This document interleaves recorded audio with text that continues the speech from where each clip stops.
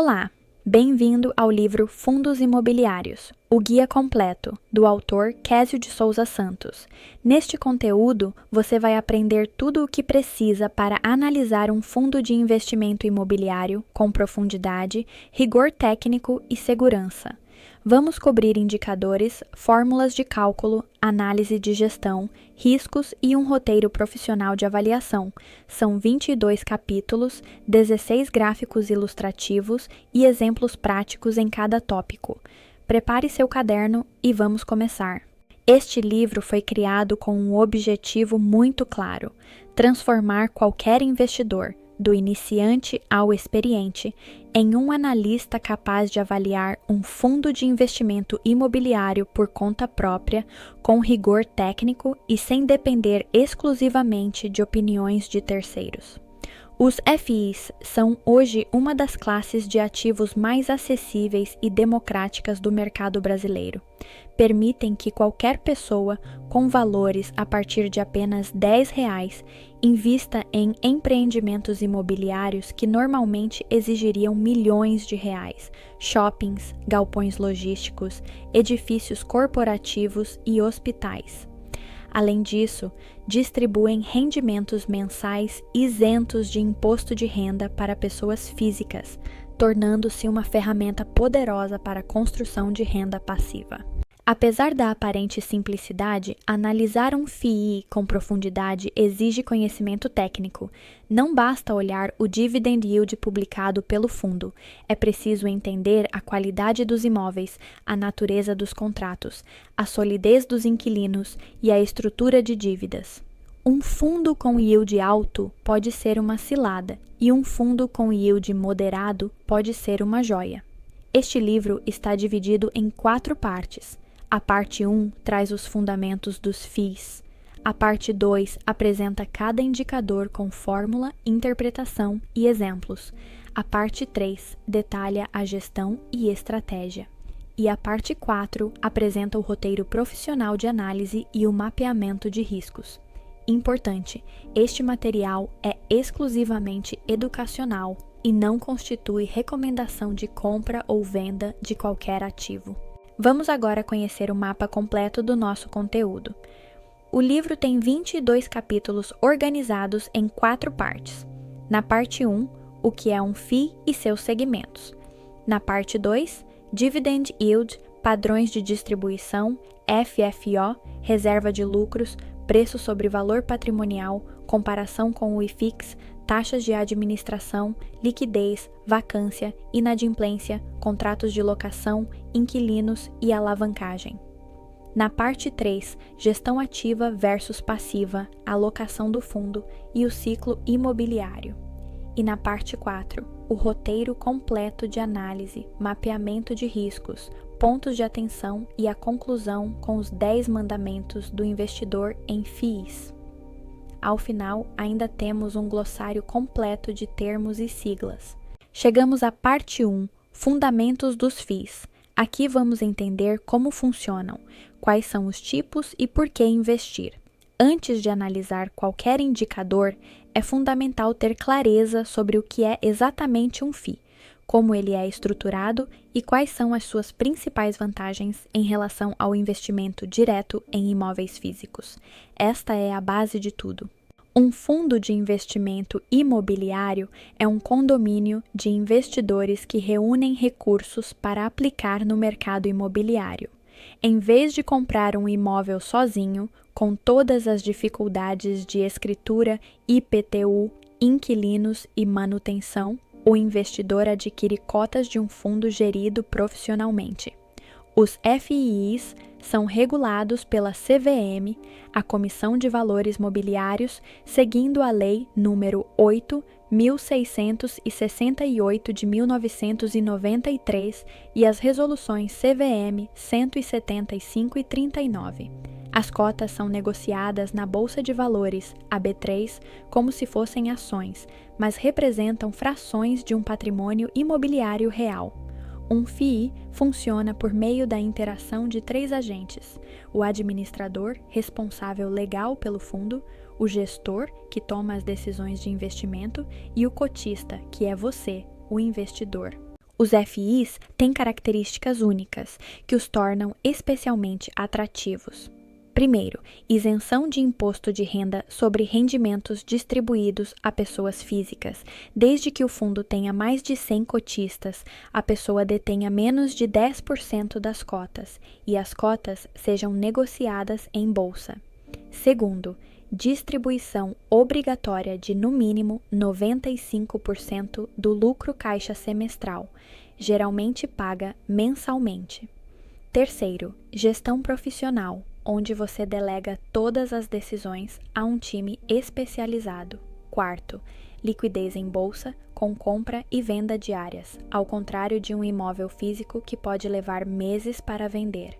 Quinto, diversificação, com exposição a dezenas de ativos imobiliários, mesmo com pouco capital. E sexto, transparência, com relatórios mensais, fatos relevantes e demonstrações financeiras auditadas. Vamos comparar o investimento em FIIs com o investimento direto em imóveis físicos. No ticket mínimo, imóvel físico exige centenas de milhares de reais. O FII começa em apenas R$10. Na liquidez, imóvel pode levar meses para vender. O FII tem negociação diária na bolsa. No imposto de renda sobre aluguel, imóvel paga até 27,5%. FII é isento para pessoa física com as regras aplicáveis. Na diversificação, imóvel é baixa, 1 ou 2 bens. FII permite dezenas de ativos. Na gestão, imóvel é sua responsabilidade. FII tem equipe profissional. E nos custos de transação, imóvel tem ITBI mais cartório, cerca de 5%. FII tem apenas corretagem, extremamente baixa. Importante, FIIs não substituem imóveis quando o objetivo é morar, mas para gerar renda e patrimônio, as vantagens são decisivas. Nem todo FII é igual. Eles se diferenciam pela natureza do ativo investido, pela estratégia e pelo perfil de risco. Entender em qual segmento você está investindo é o primeiro passo da análise. Olhando o gráfico 1, participação estimada dos segmentos no mercado brasileiro de FIIs, vemos que os fundos de recebíveis, chamados de fundos de papel, lideram com 25% do patrimônio total. Em seguida, vêm os FIIs logísticos com 22%, as lajes corporativas com 18%, os shoppings com 14% e os fundos híbridos com 10%. Residencial, agronegócio e outros completam o mercado. Cada segmento tem sua própria dinâmica de risco e retorno, e vamos entender cada um deles agora. Os FIIs de tijolo investem diretamente em imóveis físicos, que são alugados e geram renda pelos aluguéis. São os mais intuitivos para entender. Dentro desse grupo, temos vários subsegmentos. O segmento logístico, proprietários de galpões alugados para empresas de e-commerce e varejo, com contratos longos de 5 a 10 anos. As lajes corporativas, donos de andares inteiros em regiões premium como Faria Lima e Leblon, extremamente sensíveis ao ciclo econômico. Os shoppings, receita vem de aluguéis mínimos mais percentual sobre as vendas dos lojistas. Hospitalar e educacional, contratos atípicos longos, setor defensivo, as agências bancárias, segmento em declínio estrutural pela digitalização bancária, com yields elevados, mas risco crescente. O residencial, modelo Built to Rent, ainda pequeno no Brasil, mas promissor. E o hoteleiro, alto potencial em ciclos positivos, mas grande volatilidade. Os FIIs de papel ou de recebíveis investem em títulos de dívida lastreados no mercado imobiliário, principalmente os CRIs, Certificados de Recebíveis Imobiliários. Sua receita vem de juros, não de aluguéis. Eles se destacam em ambientes de juros altos. Por exemplo, um fundo com 60% indexado a IPCA mais 6% ao ano e 40% a CDI mais 2% ao ano, com Selic em 15%, geraria aproximadamente 13,4% ao ano de retorno bruto. Os FIs híbridos combinam imóveis físicos com títulos de recebíveis, capturando o melhor dos dois mundos. Os fundos de fundos, ou FOFs, investem em cotas de outros FIs, oferecem diversificação instantânea, mas com duplicação de taxas. E os FIAGROS são fundos do agronegócio, com isenção de imposto de renda nas mesmas condições dos FIs. Entramos agora na parte 2, Indicadores e Cálculos. Este é o coração do livro. Aqui você vai aprender todas as métricas essenciais para avaliar um FI, suas fórmulas matemáticas, como calculá-las passo a passo e como interpretá-las corretamente. Cada indicador é apresentado com exemplo prático e gráfico ilustrativo. Ao dominar esses indicadores, você terá as mesmas ferramentas que analistas profissionais usam todos os dias. O Dividend Yield, ou DIWENT, é o indicador mais observado e também o mais mal compreendido dos FIIs. Ele mede o rendimento distribuído ao cotista em relação ao preço da cota. A pergunta que ele responde é: se eu comprar uma cota agora, que percentual do meu investimento receberei de volta em dividendos ao longo de um ano? A fórmula é simples. DI-ALHAS é igual à soma dos rendimentos distribuídos nos últimos 12 meses, dividido pelo preço atual da cota, multiplicado por 100. Existem variações: o DI mensal, o DI anualizado, o DI histórico dos últimos 12 meses, que é o mais confiável, e o DI projetado, baseado em expectativas futuras. Veja o exemplo 3.1. Um FI distribuiu nos últimos 12 meses os seguintes valores por cota em reais: 0,90, 0,92, 0,90, 0,95 e assim por diante, totalizando R$11. Se a cota custa hoje R$100, DITIAL é igual a 11 dividido por 100 multiplicado por 100, resultado 11% ao ano. Se a cota subiu para R$110, DITIAL cai para 10% ao ano. Perceba, o mesmo fundo, os mesmos rendimentos, mas o DWISE caiu porque a cota subiu. Isso é completamente normal e não significa que o fundo piorou. O gráfico 2 ilustra exatamente isso, como o preço da cota afeta diretamente o Dividend Yield. Quando o preço sobe, o DWISE cai e vice-versa. Atenção! Um DI alto não é automaticamente bom. Na maioria dos casos, DI muito acima da média de mercado, como 14% ou 16%, é sinal de que o mercado precificou algum risco, vacância alta, inquilino problemático ou distribuição extraordinária insustentável. Investidores experientes desconfiam do yield alto demais. A análise correta do DIs sempre considera a sustentabilidade da distribuição, a comparação com fundos do mesmo segmento, o spread em relação à taxa livre de risco. Um DI de 9% com NTN B a 7% é atrativo. O mesmo 9% com NTN B a 12% é terrível. Olhando os benchmarks por segmento, logística fica entre 8% e 10% ao ano, lajes entre 7% e 10%, shoppings entre 8% e 10%, recebíveis entre 10% e 14%, agências entre 12% e 15%, mas com alto risco embutido. Além do nível do DWI, é crucial entender o comportamento das distribuições ao longo do tempo.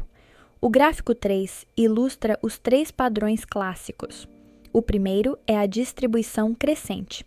Rendimentos aumentam gradualmente, é o padrão mais saudável. Indica que o fundo reajusta aluguéis acima da inflação, reduz vacância e realiza aquisições que aumentam a renda por cota. O segundo é a distribuição constante, rendimentos estáveis com pequenas variações, comum em fundos maduros de recebíveis. Não é ruim, é sinal de previsibilidade, mas em ambientes inflacionários, a estabilidade nominal significa perda real. O terceiro é a distribuição decrescente, o padrão mais preocupante. As causas mais comuns são aumento de vacância, perda de inquilinos âncora, queda da taxa de juros em fundos de CDI ou alavancagem pesando no resultado. Ao examinar a série histórica de distribuições de um fundo, faça sempre 4 perguntas fundamentais. Primeira, a distribuição está acompanhando a inflação? Se não, o fundo está perdendo valor real para o cotista. Segunda, houve distribuições extraordinárias? Estas vêm de vendas de imóveis. São eventos não recorrentes que distorcem o DI e não devem ser contadas como renda sustentável. Terceira, existe padrão sazonal? Fundos de shoppings, por exemplo, podem distribuir mais em janeiro, quando acertam o Natal, e menos em fevereiro. Quarta, o fundo está distribuindo mais do que gera de caixa? Para responder isso, precisamos do próximo indicador, o FFO. O FFO, Funds from Operations, ou resultado das operações, é o indicador mais importante para avaliar a sustentabilidade das distribuições de um FII. Ele mede o caixa efetivamente gerado pelas atividades recorrentes do fundo, aluguéis e juros de CRIs, descontadas as despesas operacionais e excluindo efeitos não caixa, como a reavaliação de imóveis. A fórmula básica é FFO igual a receita de aluguéis e juros, menos despesas operacionais, menos despesas financeiras, menos taxas.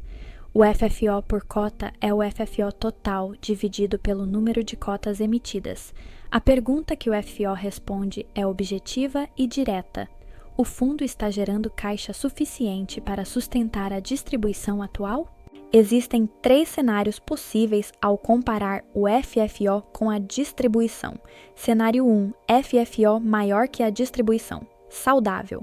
O fundo gera mais do que distribui, acumula reserva de lucros e tem colchão para meses difíceis. Cenário 2, FFO aproximadamente igual à distribuição. Equilibrado. A distribuição está sustentável, mas sem folga para surpresas negativas. Cenário 3, FFO menor que a distribuição. Alerta máximo. O fundo está distribuindo mais do que gera, está consumindo reserva de lucros acumulada ou lucros extraordinários. Se isso persistir, a distribuição será cortada. O gráfico 4 ilustra exatamente isso. Quando a área sombreada em vermelho aparece, indicando que a distribuição está acima do FFO, o investidor já deve acender o sinal de alerta.